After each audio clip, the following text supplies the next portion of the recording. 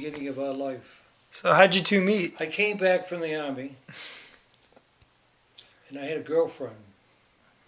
And he came back in December. Came back December of 1945.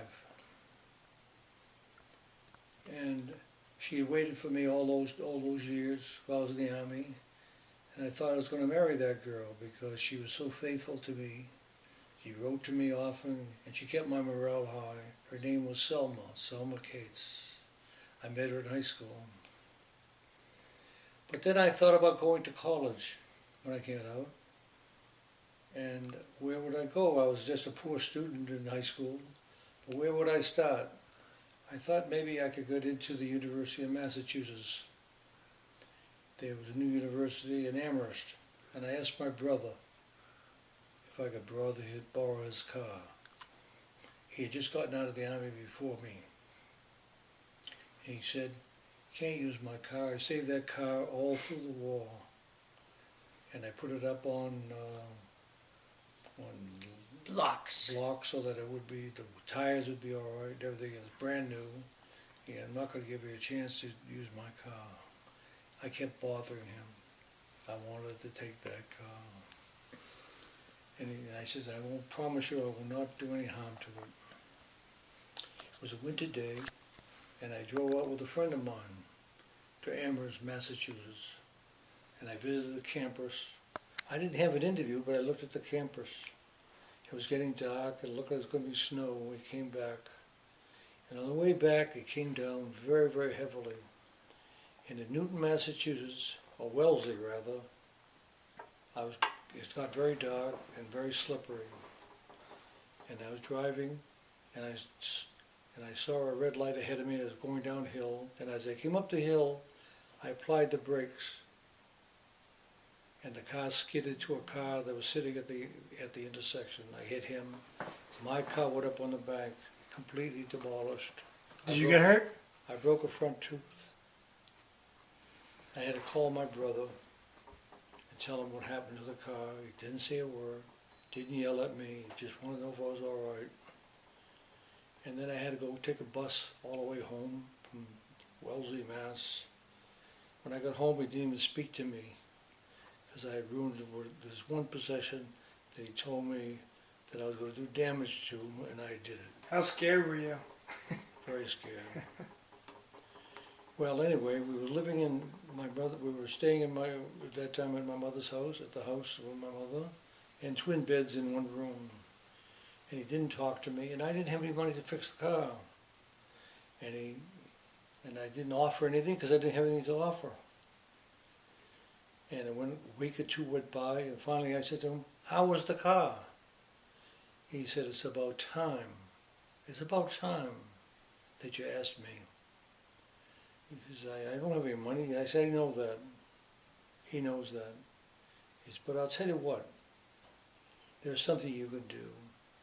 I took the car, and I had it towed to a guy in Chelsea. That's where we lived. He took it from another place that hadn't done it for weeks. It hadn't done anything to the car because parts were hard to get by. So he said, "I'll tell you what you can do. Come with me. This guy's an odd character. And maybe I have an idea. I want you to wear the uniform with all your medals, all your ribbons. And just go down there, and I want you to look around very despondent about the car. Let's see if we can't get him to take pity on you. But don't do anything until I tell you." So we went down, we walked all the way 2 miles down to this shop. And he says, "Go over and take a look at some of those wrecked cars, and I'll talk to the guy." And he walked over to this man, who's apparently the owner of this repair shop. And I'm looking at all the wrecks, and I'm doing what he told me to look, very despondent. And finally I hear him yelling, "Lester, come over here." And I shuffled over, and here he is talking to this man. He said, "This is my good-for-nothing brother. This is the guy that ruined my car." And this man looked at me and he said, "What do you want? He's a veteran. Look, a nice-looking boy. Why are you berating him so?" He said, "Well, he was no good as a kid, and he's no good now, and look what he did to me. He's look at all these wrecks here. Someone had to ruin these cars, and it could happen. He says, but you don't know, he's irresponsible. So he says, well, you're being too harsh on him. So my brother, out of nowhere, says to him, how's your daughter? My brother didn't know he had a daughter. He says, how do you know my daughter? He says, oh, I've known her since she must be at least, he's letting him fill in the words. She's 17 years old. She says she goes to high school. She doesn't go out very much because she studies all the time. And then this man turns to me and he says, your brother, does he have a girlfriend? And my brother gave me a swift kick in the back. And I said, no. I had to do everything he told me to do because he was paying for the repair of the car. So he says, would your brother like to take my daughter out? He said, sure he would. And here I am. In fact, I was going to go from there, go down and see my girlfriend. So then this man said, he can't take her out. Your brother said. Brother said that's the man. Mm-hmm. The man says, Mr. Goldstein, what do you mean he can't take her out? Why? He says he doesn't have a car. He said, I'll lend him my car. Now already I'm like, this girl. He says, let me see the picture of this girl, of your daughter. He picks out his wallet. He had a picture of her in the wallet. And he turns to my brother. My brother turns to me. He says, look at how beautiful this girl is, Lester. You know, any girl could look good in a picture. Yeah, she's beautiful. Yeah, beautiful. He says, I thought, I thought I was looking at a dog. So he says, then all of a sudden I thought he was going to stick up for me. He says, he can't take her out. The guy says, why? He says, he doesn't have a car. Doesn't have a car. He says, I'll give him my car. He wants me to take out his daughter. So we get all through, and he says, I'm going to have my brother call her. As I get out of the shop, I said, I'm going down and I'm leaving you. I'm going to see my girlfriend, who's close to my girlfriend's house. And my brother said, you're not going there. You're going home. I said, why? He's going to call this girl right away. I said, I'm not going to call her. You got money to pay for this car? I said, no. You're going to call her. And he said, okay, I'll take her out once. He says to me, you'll take her out till the car's finished. Mm-hmm. So your father called you. Mm-hmm. My father called me up and he said, I just had a boy in my shop and he's going to call you and ask you for a date and I want you to go out with him. I said, a boy? What kind of a boy? Who is this? He said, he's a very nice boy and I think you will like him and I think you should say yes. And then he says, and what are you going to wear? And I said, what am I going to wear? I haven't even thought about this date. He said, well, pick out a very nice dress. I want you to look good. Okay. And I hung up the phone, and a short time later, Lester called. And he sounded very nice on the phone. I got in the house, and he immediately dialed the number. He said, here. He dialed the number. Who's Sam? Sam dialed? Sam dialed the number. Yeah. And we talked for a little bit, and you asked me out on a Tuesday night. And I said to you, I can't go out on a Tuesday night. I'm in school. I have homework. I can't do that. And you said, well, my mother is in the hospital, and I only can get to see her on the weekend.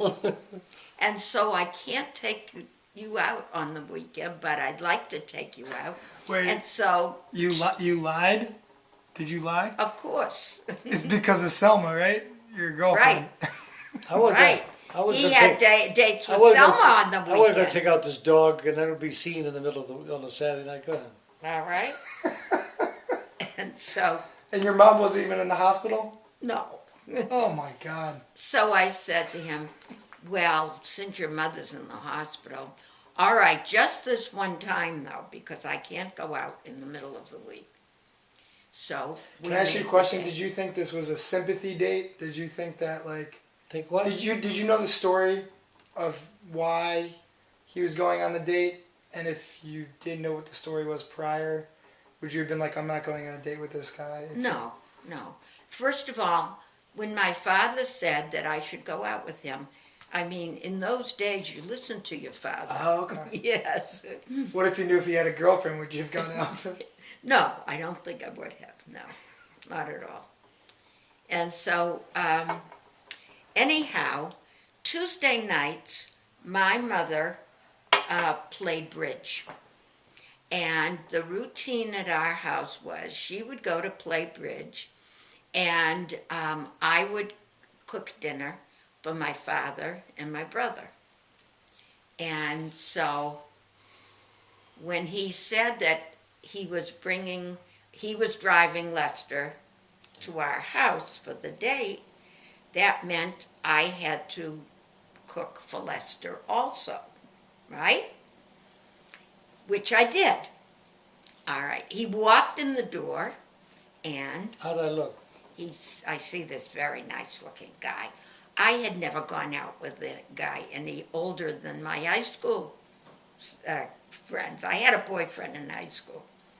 And so I was a little intimidated by this older man. He was all of 21. And anyhow, I served dinner, and we all had a very pleasant dinner, my brother, my father, and Lester and I. And I made veal chops, right? And it was very good. So that was... You still have them in the refrigerator downstairs? Yeah, right. I What's that? probably do. I still have them in the refrigerator Right, downstairs, right. And anyhow, he was going to take me, he told me later, to a nice dark theater where no one would know him. About a couple of towns away. A couple of towns away, so no one would know him, and see him with this dog that he was taking out that night. Oh, God. And so we... Wait a minute, he gave me the car. And he gave, Well, he gave you the car. For you to drive. I mean, I drove it, but... No, you drove, but I was supposed to, at the end of the evening, take you home, and then I would drive the car home. So he'd have it the next day, Yeah. right? Okay. So instead of going to a dark movie, we went to I was so excited with this girl. I was taken. we went to a sort of a nightclub, but it was...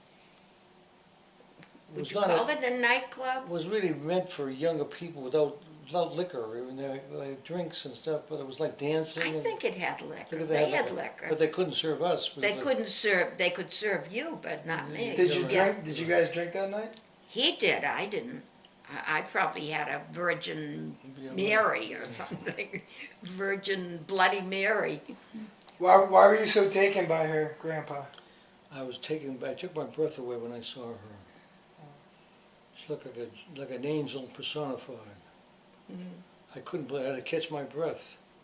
I couldn't believe what I was seeing. I was smitten right off the bat. And we went out, and just how much I was smitten, instead of taking right home, we parked. Yeah, but before that, at this nightclub kind of place, we talked. Yeah. The whole night we danced. Okay. Yeah, they had music. We danced and we talked and talked and talked. Mostly you talked, and Yeah. I listened. Yeah.